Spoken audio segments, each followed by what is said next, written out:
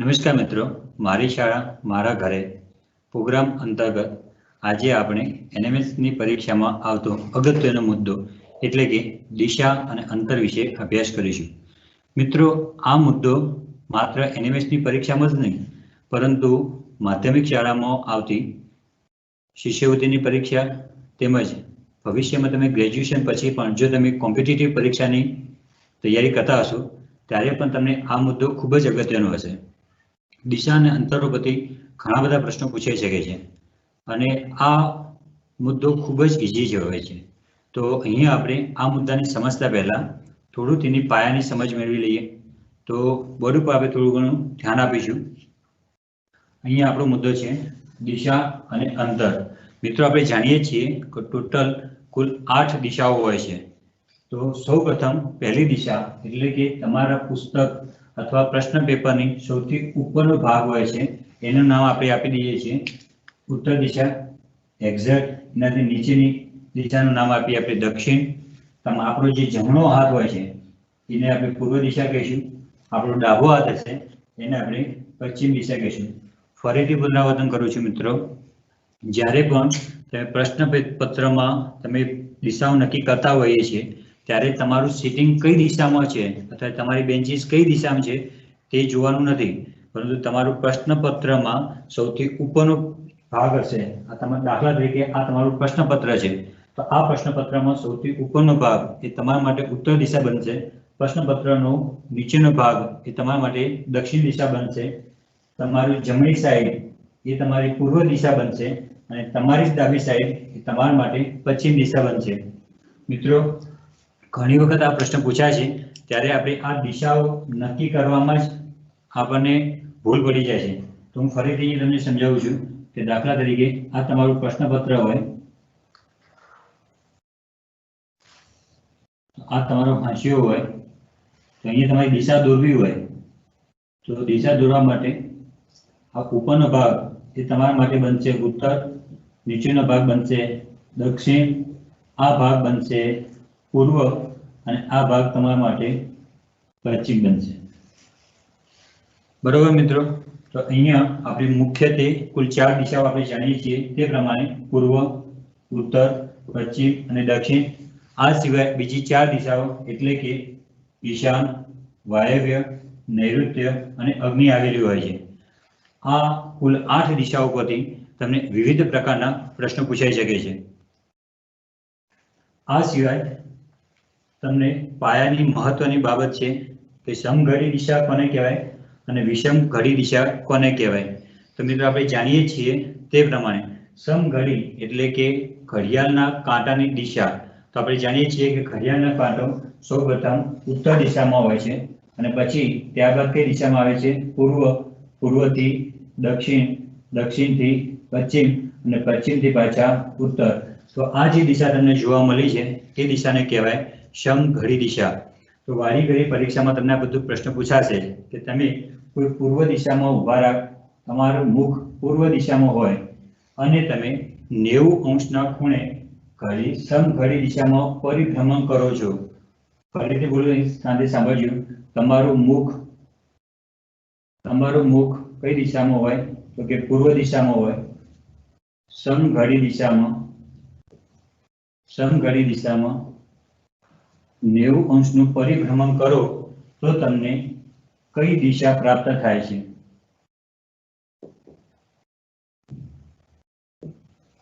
તો આવું કઈ પ્રશ્ન પૂછાય તો તમે જોઈ શકો છો કે તમારું મુખ કઈ દિશામાં છે?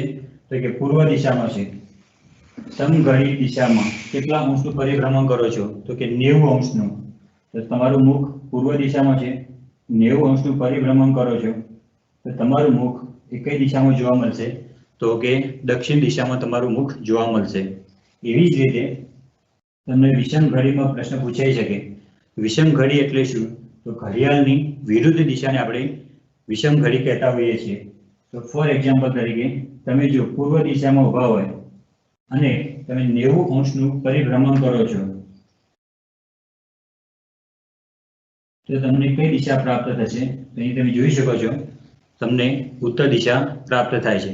તો પરીક્ષાની અંદર દિશા અને અંતર પરના દાખલા સમજવા માટે તમારી જોડે સૌપ્રથમ પ્રાથમિક નોલેજ આ બે બાબતોનું હોવું જોઈએ. પહેલું નોલેજ એ હોવું જોઈએ કે કુલ 8 દિશાઓ છે. 8 દિશાઓનું સ્થાન તમને ખબર હોવી જોઈએ. આ ઉપરાંત સમઘડી દિશા કોને કહેવાય અને વિષમઘડી દિશા કોને કહેવાય એનું પણ તમને જ્ઞાન હોવું જોઈએ. આ સિવાય આ આકૃતિ પરથી તમને બીજા કયા પ્રશ્નો પૂછાઈ શકે છે? અહીંયા આકૃતિ પરથી તમને દિશાના સ્થાન પૂછાઈ શકે છે. કેવી રીતે? તો તમને પરીક્ષામાં પૂછાઈ શકે છે કે પૂર્વ અને ઉત્તરની વચ્ચે કઈ દિશા આવેલી હોય છે? તો આપણે જાણીએ છીએ કે પૂર્વ અને ઉત્તર વચ્ચે ઈશાન આવેલી હોય છે. એ જ રીતે દક્ષિણ અને પૂર્વ વચ્ચે કઈ દિશા આવેલી હોય છે? તો આપણે જાણીએ છીએ તે પ્રમાણે અગ્નિ દિશા આવેલી હોય છે. આ સિવાય તમને દિશાઓ વચ્ચેના ખૂણા વિશેનો પણ પ્રશ્ન પૂછાઈ શકે છે. તમને પૂછાઈ શકે છે કે ઉત્તર અને પૂર્વ વચ્ચેનો ખૂણો કેટલા અંશનો હશે? તો ઉત્તર અને પૂર્વ વચ્ચેનો ખૂણો હંમેશા 90 અંશનો બનતો હોય છે. એ જ રીતે ઉત્તર અને પશ્ચિમ વચ્ચેનો ખૂણો પણ 90 અંશનો બનતો હોય છે. આ જ રીતે પશ્ચિમ અને દક્ષિણ અને પૂર્વ અને દક્ષિણ વચ્ચેનો ખૂણો પણ તમને 90 અંશનો જ પ્રાપ્ત થાય છે. તો મિત્રો ઈશાન અને પૂર્વ વચ્ચેનો ખૂણો કેટલો અંશ બનતો હશે? તમે જોઈ શકો છો કે આખો ખૂણો 90 અંશનો હોય તો અડધો ખૂણો કેટલા અંશનો બનશે? તો અડધો ખૂણો બનશે 45 અંશનો. એ જ રીતે ઉત્તર અને ઈશાન વચ્ચેનો ખૂણો પણ તમને કેટલો પ્રાપ્ત થશે? તો 45 અંશનો જ પ્રાપ્ત થશે. તો તમે જોઈ શકો છો મિત્રો કે પૂર્વ અને અગ્નિ અને દક્ષિણ આ બધા જ વચ્ચેનો ખૂણો તમને કેટલા અંશનો પ્રાપ્ત થશે? 45 અંશનો પ્રાપ્ત થશે. મિત્રો આ અંશ પરના પણ દાખલા તમને પૂછાઈ શકે છે. 180 અંશના પરિભ્રમણ કરો તો તમને કઈ દિશા પ્રાપ્ત થાય? 270 અંશનું પરિભ્રમણ કરો તો તમને કઈ દિશા પ્રાપ્ત થાય? આ અલગ અલગ પ્રકારના દાખલા તમને આ ખૂણા ઉપરથી પણ તમને પૂછાઈ શકે છે. તો સૌપ્રથમ આ પ્રકારના દાખલા પૂછાય તો તમારે સૌપ્રથમ પહેલા આકૃતિ દોરવી પડશે અને આકૃતિમાં આ દિશાઓના સ્થાન દર્શાવવા પડશે અને તેની પરથી તમે આ વિવિધ પ્રકારના પ્રશ્નોના જવાબ આપી શકશો. અહીંયા આપણે વિવિધ પ્રકારના દાખલા જોઈશું અને એના ઉદાહરણની વિશે આપણે ચર્ચા કરીશું.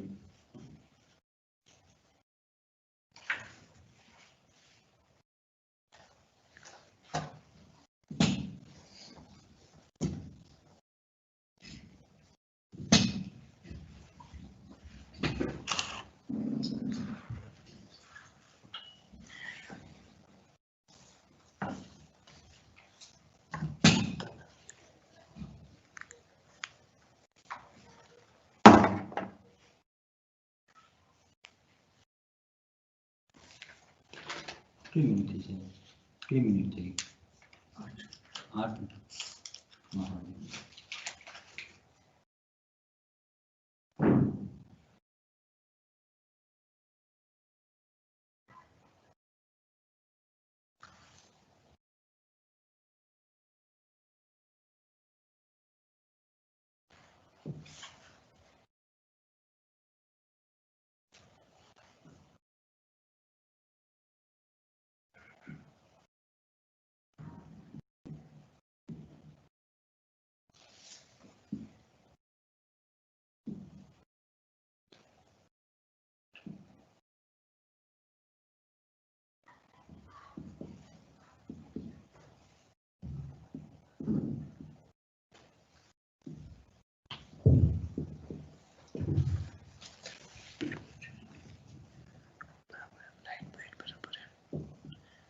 માર્ક રાચી પડે છે.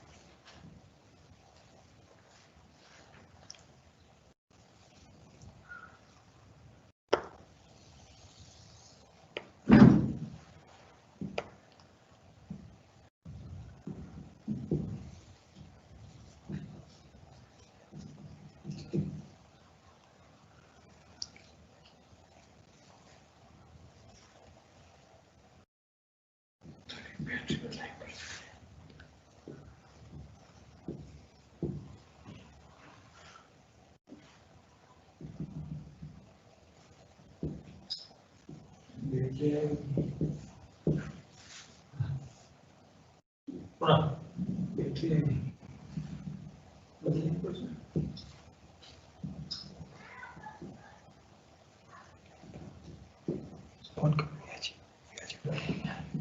રિયાજી.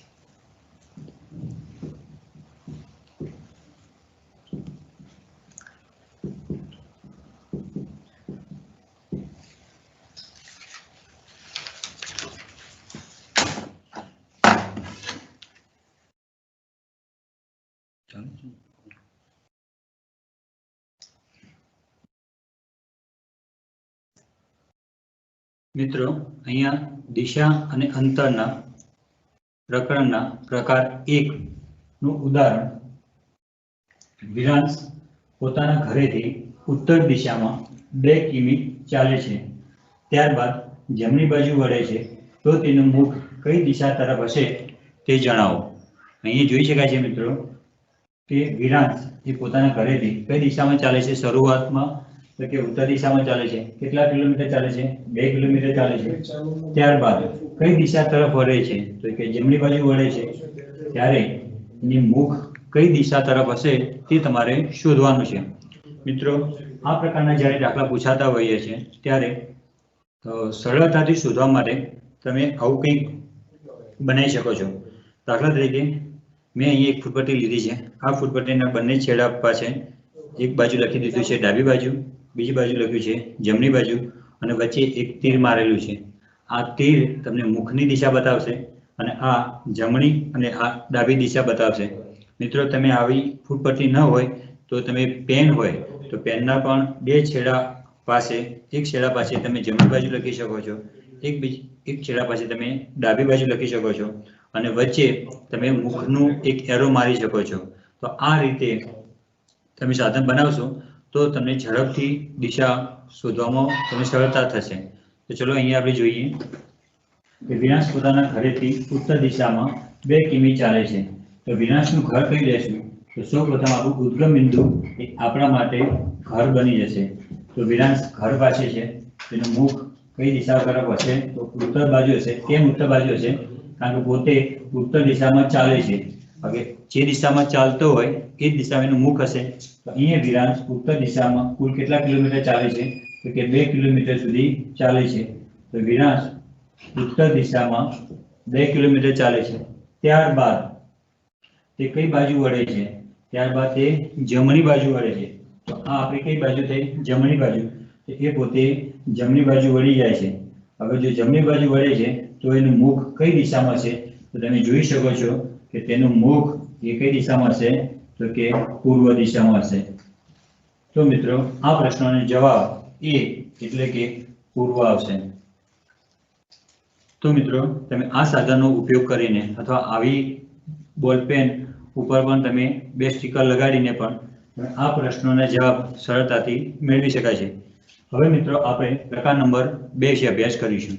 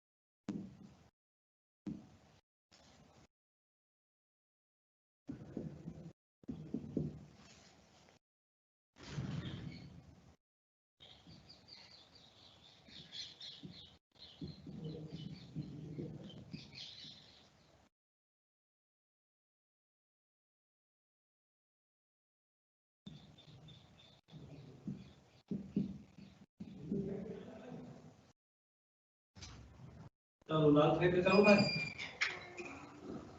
સાહેબ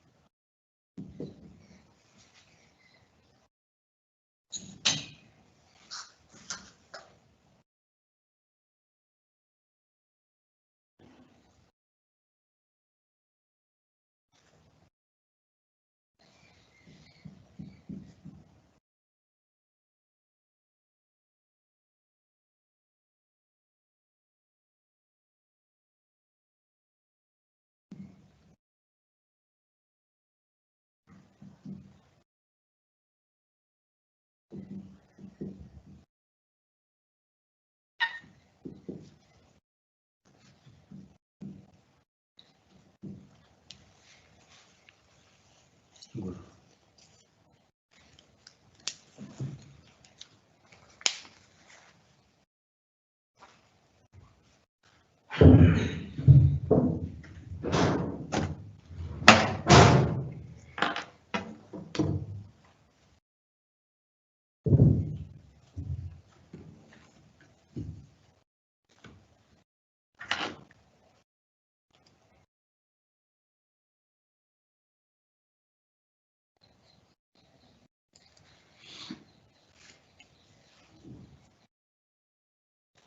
ચાલુ કરી દઉં?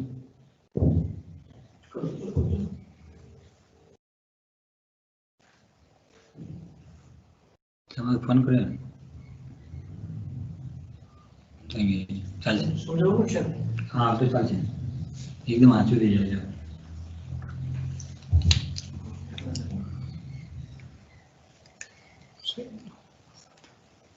ન દેખાતું નહીં. બેસી જતો પણ કીધું તો હું ક્યાંથી લેતો હતી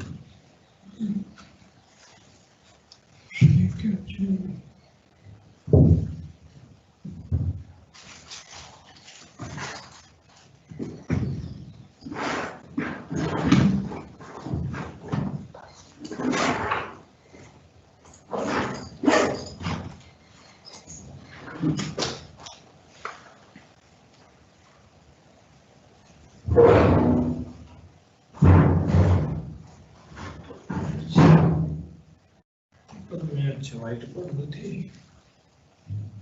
બ્લેક પર મેનો બ્લેક આવવાનો પણ મેં છે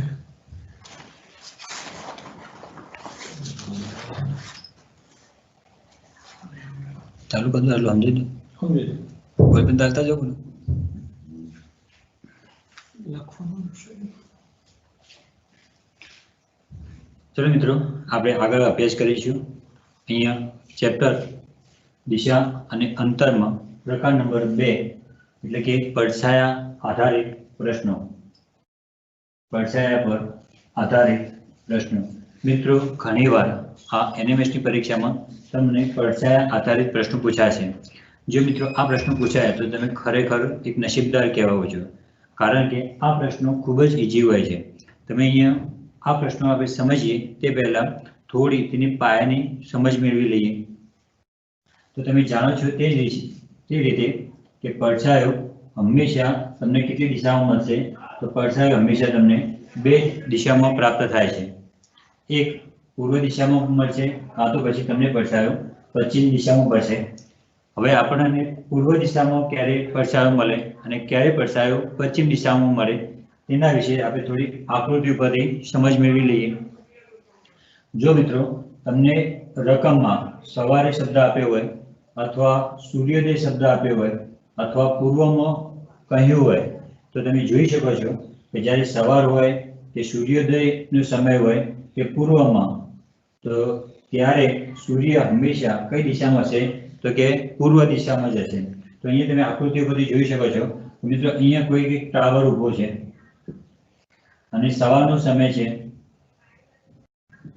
સવાર હોય કાં તો પછી તમને રકમમાં સૂર્યોદય કીધો હોય ત્યારે સૂર્ય હંમેશા કઈ દિશામાં હશે તો કે પૂર્વ દિશામાં છે આ પૂર્વ દિશાના સૂર્યનો તડકો ટાવર ઉપર પડશે અને આ ટાવરનો પડછાયો તે હંમેશા સૂર્યની વિરુદ્ધ દિશામાં છે એટલે કે પશ્ચિમ દિશામાં તમને પડછાયો પ્રાપ્ત થશે એવી જ રીતે જો તમને રકમમાં સાંજ આપી હોય અથવા સૂર્યાસ્ત આપ્યું હોય અથવા પશ્ચિમ આપ્યું હોય તો સૂર્ય પશ્ચિમ દિશામાં હશે અને એનો પડછાયો એટલે સૂર્યની વિરુદ્ધ દિશામાં એટલે કે પૂર્વ દિશામાં હશે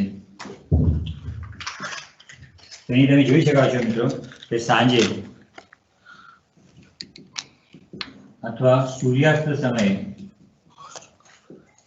સૂર્ય કઈ દિશામાં હશે તો પશ્ચિમ દિશામાં હશે અને એનો તડકો પડશે ટાવર ઉપર અને ટાવરનો પડછાયો એ સૂર્યથી એક્ઝેક્ટ વિરુદ્ધ દિશામાં એટલે કે પૂર્વ દિશામાં મળશે તો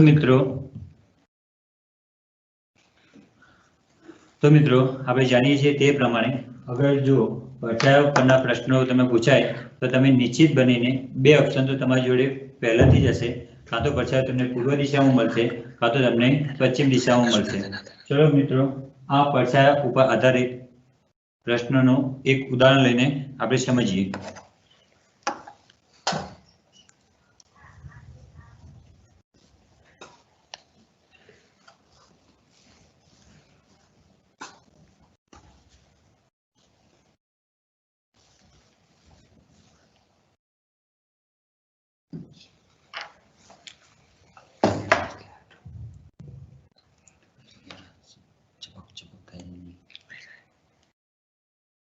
ચપક ચપક તો કોણ આવશે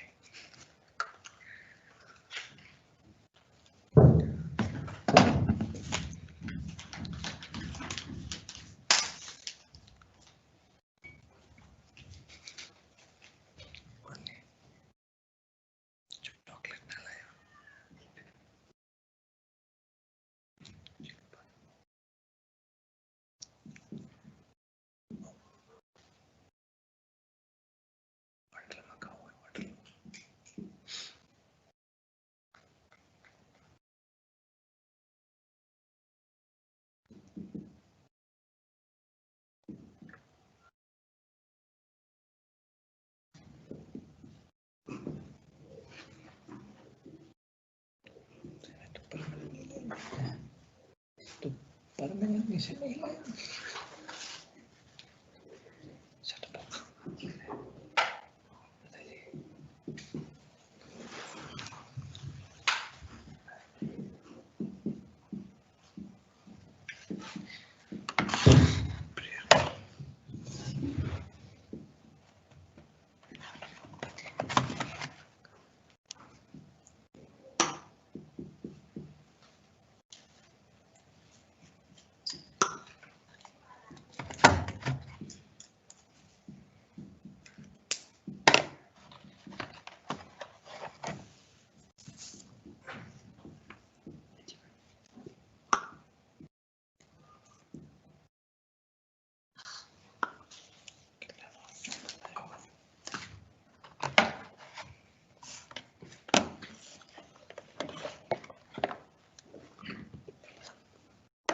મિત્રો આપણે આગળ જોયું તે પ્રમાણે અહીંયા પ્રકાર 2 પડછાયા પર આધારિત પ્રશ્નોનું અહીંયા એક ઉદાહરણ લઈને આપણે સમજીશું.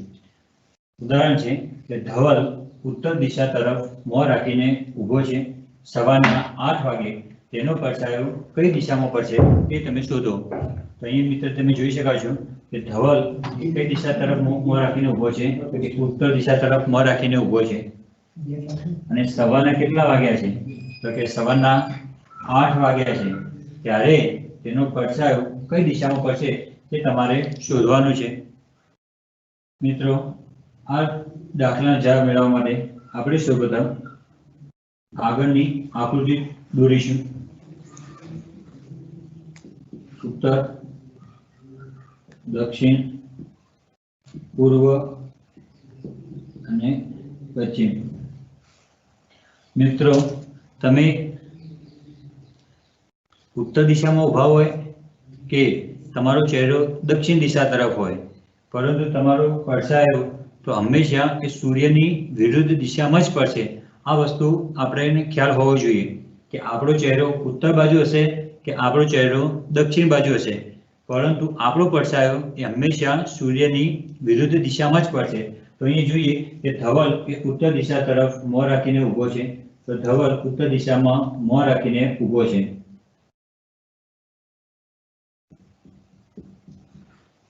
બરાબર.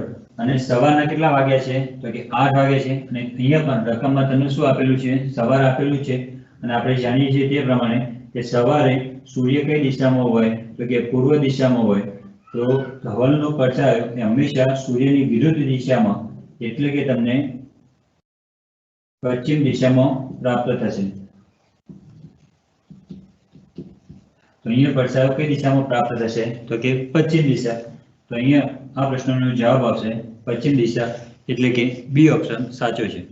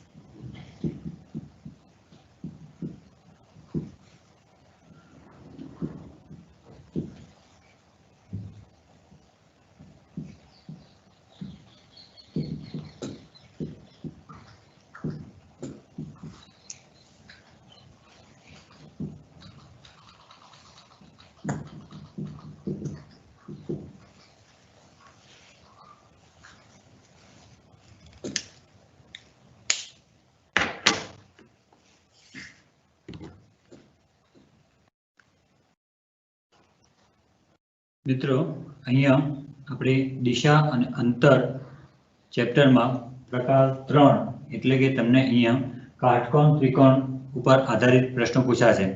એટલે કે જ્યારે પણ આ દિશા અને અંતરના ચેપ્ટરની અંદર સૌથી વારંવાર પૂછાતો કોઈ જો પ્રશ્ન હોય તો એ કાટકોણ ત્રિકોણ પર આધારિત પ્રશ્નો પૂછાશે.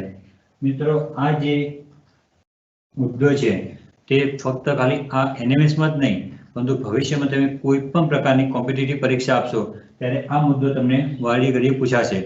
તો આપણે આ પ્રકારનો અભ્યાસ કરવો હોય તો તમને સૌપ્રથમ પાયથાગોરસનો પ્રમેય વિશેનું જ્ઞાન હોવું જોઈએ. આ ઉપરાંત તમને 1 થી 20 સુધીના અંકોના વર્ગ અને વર્ગમૂળ પણ આવડતા હોવા જોઈએ. તો જ તમે આ પાયથાગોરસ પ્રમેય પર આધારિત દાખલાનો અભ્યાસ કરી શકશો.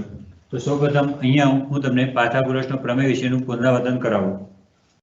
તો પાયથાગોરસનો પ્રમેય આપણે જાણીએ છીએ તે પ્રમાણે એક કાટકોણ ત્રિકોણ ઉપર લાગુ પડે છે. તો અહીંયા એક મેં કાટકોણ ત્રિકોણ દોરેલો છે જેનું નામ છે ABC. અહીં મિત્રો જોઈ શકાય છે કે ખૂણો B એ કેટલા અંશનો હશે તો કે 90 અંશનો હશે અને ખૂણા B ની એક્ઝેક્ટ સામેની જે આ બાજુ દેખાય છે તેને આપણે શું કહેતા હોઈએ છીએ કર્ણ કહેતા હોઈએ છીએ. તો અહીંયા તમને બે બાજુ મળશે, એક બાજુ AB છે અને બીજી બાજુ BC છે. તો કર્ણ પાયથાગોરસના પ્રમેયનું સૂત્ર શું હશે તો પાયથાગોરસના પ્રમેયનું સૂત્ર છે કર્ણનો વર્ગ બરાબર બંને બાજુના વર્ગનો સરવાળો. તો અહીં જોઈ શકાય છે કે કર્ણ તરીકે આપણી જોડે કઈ બાજુ આવેલી છે તો કર્ણ તરીકે આપણી જોડે AC આવેલી છે. તો કર્ણ AC નો વર્ગ બરાબર AB નો વર્ગ વત્તા BC નો વર્ગ. અહીંયા તમે જોઈ શકો છો કે AB બરાબર કેટલા આપેલા છે 3 આપેલા છે. તો 3 નો વર્ગ વત્તા BC બરાબર કેટલા આપેલા છે 4. તો 4 નો વર્ગ 3 નો વર્ગ 9, 4 નો વર્ગ 16 અને 9 16 તમને જવાબ કેટલો મળશે 25 મળશે. હવે મિત્રો બંને બાજુ આપણે વર્ગમૂળ લઈએ તો વર્ગમૂળ લેવાથી આ વર્ગ નીકળી જાય છે તો માત્ર તમને શું મળશે AC મળશે અને 25 નું વર્ગમૂળ તમને કેટલું પ્રાપ્ત થશે 5. આમ તમને કર્ણ કેટલું જોવા મળશે તો કે 5. મિત્રો આ પાયથાગોરસના પ્રમેય ઉપર તમને વિવિધ પ્રકારના દાખલા પૂછાઈ શકે છે. ચલો અહીંયા આપણે એક ઉદાહરણ લઈને એક દાખલો સમજીએ.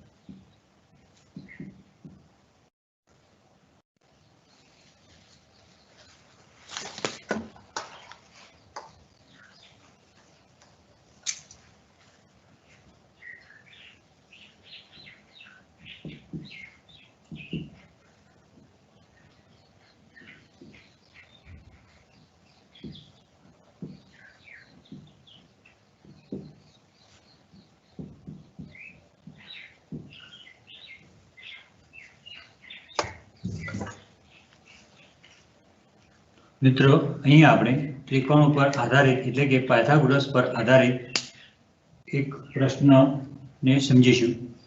તો અહીંયા રાહુલ પોતાના ઘરેથી નીકળી પૂર્વ દિશામાં 4 કિમી ચાલે છે. ત્યારબાદ તે ડાબી બાજુ વળીને 3 કિલોમીટર ચાલે છે. તેને પોતાના ઘરે પાછા ફરવામાં ઓછામાં ઓછું કેટલા કિમી ચાલવું પડશે? તો મિત્રો અહીં તમે જોઈ શકો છો કે રાહુલ પોતાના ઘરેથી શરૂઆતમાં કઈ દિશામાં ચાલે છે? તો કે પૂર્વ દિશામાં ચાલે છે. કેટલા કિલોમીટર ચાલે છે? તો કે 4 કિલોમીટર ચાલે છે. ત્યારબાદ તે પોતે કઈ દિશા તરફ વળે છે? તો કે ડાબી બાજુ વળે છે અને ફરીથી પાછો તે 3 કિમી ચાલે છે. તો તેને પોતાના ઘરે પાછા ફરવા માટે ઓછામાં ઓછું કેટલા કિમી ચાલવું પડશે? તો મિત્રો તમે જોઈ શકાય છે કે રાહુલનું ઘર એ આપણે હંમેશા કઈ બિંદુ લેશું? ઉદ્ગમ બિંદુ લેશું. આ રાહુલનું ઘર છે અને આ રાહુલ એ પૂર્વ દિશા તરફ મુખ રાખીને એ કેટલા કિમી ચાલે છે? તો રાહુલ પૂર્વ દિશા તરફ મુખ રાખીને 4 કિમી ચાલે છે.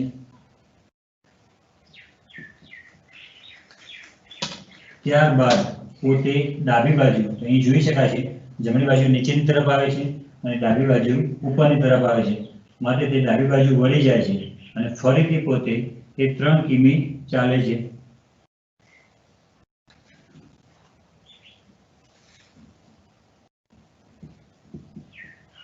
અહીં જોઈ શકાય છે મિત્રો કે આ રાહુલનું ઘર છે અને આ રાહુલનું અંતિમ સ્થાન છે.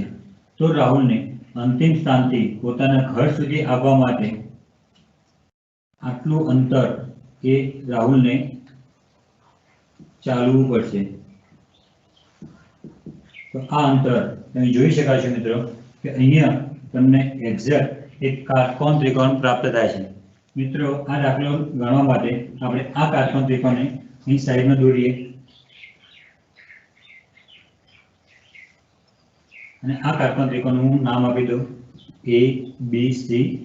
અહીં જોઈ શકાય છે કે આ બાજુ 3 કિલોમીટરની છે, આ બાજુ 4 કિલોમીટરની છે અને આ પણ શું શોધવાનું કીધું છે?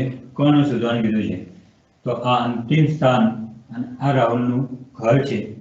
તો રાહુલને અંતિમ સ્થાનથી ચાલતા ચાલતા ઘર સુધી પહોંચવાનું છે. તો કુલ કેટલા કિલોમીટર ચાલવું પડશે? તો અહીંયા હવે શું શોધવાનું છે? કર્ણ શોધવાનું છે. તો સિમ્પલ સૂત્ર છે કે કર્ણનો વર્ગ બરાબર બંને બાજુના વર્ગનો સરવાળો કરવો પડશે. તો પહેલી બાજુ કેટલી છે? તો કે 3 કિલોમીટર, તો 3 નો વર્ગ. બીજી બાજુ કેટલી છે? 4, તો 4 નો વર્ગ. 3 નો વર્ગ 9, 4 નો વર્ગ 16. બંનેનો સરવાળો કરીએ તો જવાબ કેટલો મળશે? 25. પરંતુ આપણે કર્ણનો વર્ગ નથી શોધવાનો, પરંતુ કર્ણ શોધવાનું છે. માટે બંને બાજુ આપણે શું લેવું પડશે? વર્ગમૂળ લેવું પડશે. તો કર્ણનું વર્ગમૂળ લઈએ તો આપણને કર્ણ મળશે અને 25 નું વર્ગમૂળ કેટલું મળશે? 5. તો અહીંયા રાહુલને ઘરેથી અંતિમ સ્થાનથી ઘરે આવવા માટે કુલ કેટલા કિલોમીટર ચાલવું પડશે? 5 કિલોમીટર. અહીંયા તમારો જવાબ આવશે ઓપ્શન બી, 5 કિલોમીટર. તો મિત્રો આ પ્રશ્નોના જવાબ મેળવવા માટે સૌપ્રથમ તમને પાયથાગોરસનો પ્રમેય આવડતો હોવો જોઈએ. આ ઉપરાંત તમને 1 થી 20 સુધીના અંકોના વર્ગ અને વર્ગમૂળ આવડતા હોવા જોઈએ.